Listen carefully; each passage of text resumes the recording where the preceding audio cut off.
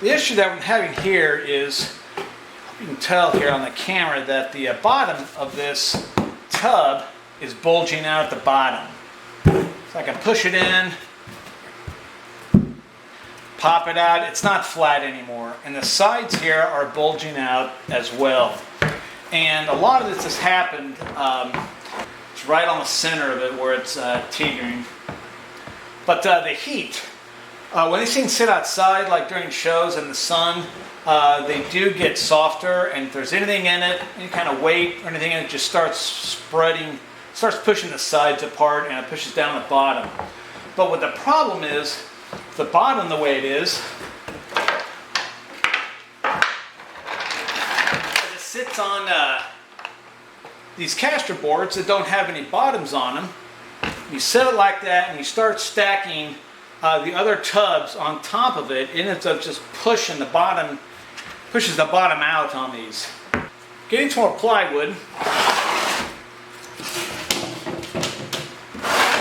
and cutting a floor. I'm putting a floor in here, something that's solid, that will distribute the weight more evenly around the whole floor. And then if I do push it, now if I do put this on something and push it down, there won't be any weight on the very bottom. So this will just collapse like that, like it should. But then all the weight will be on the wood, distributed across the whole bottom. Right down here in the creases between this top here and this side, there are some white, much whiter colors. And what this is all the way around this lid, there are like, these are like stress fractures, and it's coming from so much weight being pushed down on it in the center that it's causing it to sort of flex and to pull away from the sides. So that's one lid. I need to take some measurements, and then we'll make some cuts.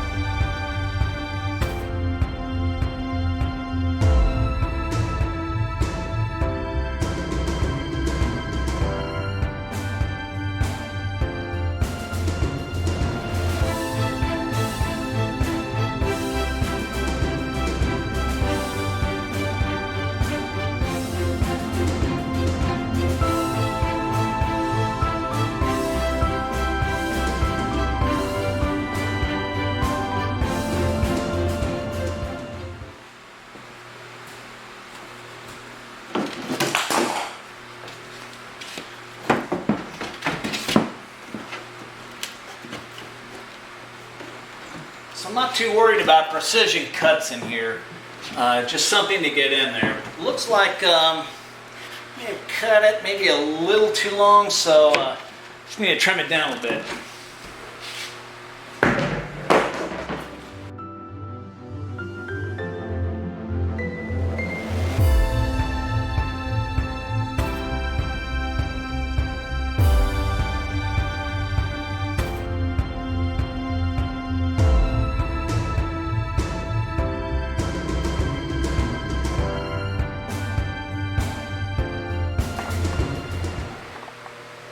You can tell this, oh, here we go. Just made myself a pointer. Right here, you can tell there's a big gap. It's where it's bowed out here, it's bowed out here. On the other side as well, but just sort of beveling the corners here. Fits in there real good. Not much movement, that's fine. So when all the weight sits on there, that bottom is going to go flat, which is what we want.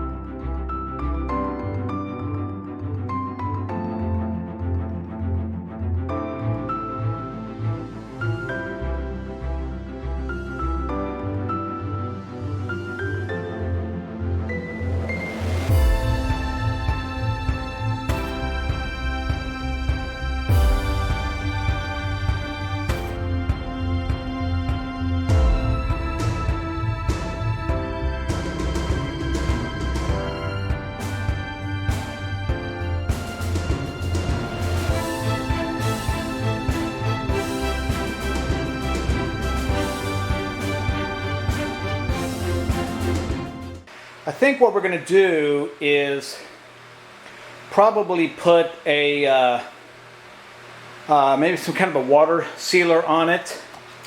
We're not going to paint them black because what we want to do is, there's other stuff that we do carry in these tubs, and it's better if we can look into the tub and see the floor in it when we're looking for stuff. Because if the floor is black, a lot of times it's hard to take a look at, it's hard to find stuff in there if the floor is black, especially if what you're looking for is black, like brackets or bungee cords or something like that. So we're going to leave the floors on the color of the wood. It'll just make it a lot easier to see what's on the floor.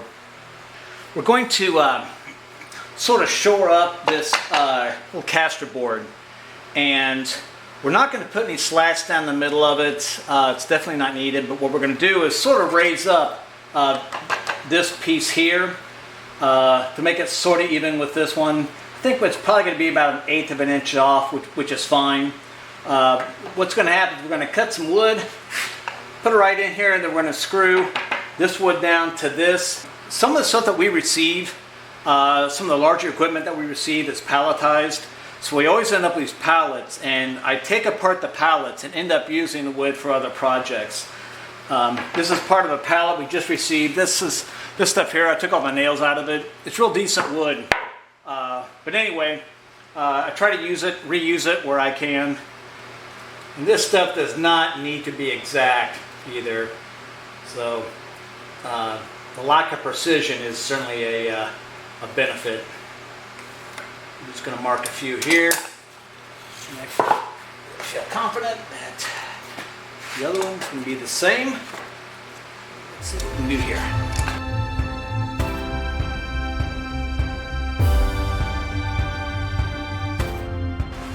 Alright, so I've just got that one screwed in, got those others screwed in, I got these started over here.